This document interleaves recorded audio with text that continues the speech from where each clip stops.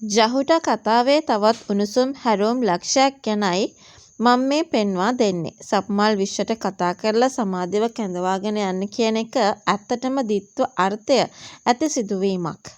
මම මේ වීඩියෝ සඳහා මෙම ඉතාම සාර්ථකව ගොඩනගාගත හැකි ආකාරයක් ගැනයි කතා කරන්නේ. තමන්ගේ නිවසට බලහත්කාරයෙන් වගේ සමාධි පැමිණීම සප්මල්ව සහ වන්දනාව දැඩි පීඩනයකට ලක් කර තිබුණා. ඔවුන් දෙදෙනාට තමන්ගේ නිවස තුලවත් නිදහසේ සිටීමට හැකියාව නැතිවීම ඇතිවන අසරණකම නිසාම සප්මල්ට විශ්වගේ පිහිට පැතීමට සිදුවීම පුදුමයක් නෙවෙයි කියලා අපිට කතා කරන්න පුළුවන්.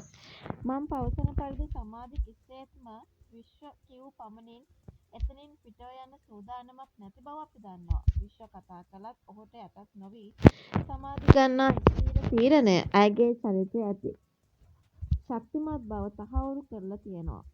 ගැටුමේ උච්චතම අවස්ථාව. සමාධි මේ තීරණය ගත්තේ ඇයි? ඇය සප්මල්ගේ නිවාසයේ රැඳී සිටීමෙන් ඔවුන් දෙදෙනාට දෙන දඬුවම කුමක්ද?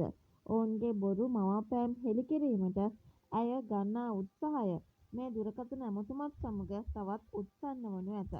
සප්මල්ට මේ වතාවේ තරු පෙනී තිබෙනවා. විශ්වට කතා කරලා සමාධිව ගෙදර යවන්න හදන්නේ තමන්ගේ පාලනයෙන් බැහැර වන තත්ත්වය නැවැත්වීමටයි.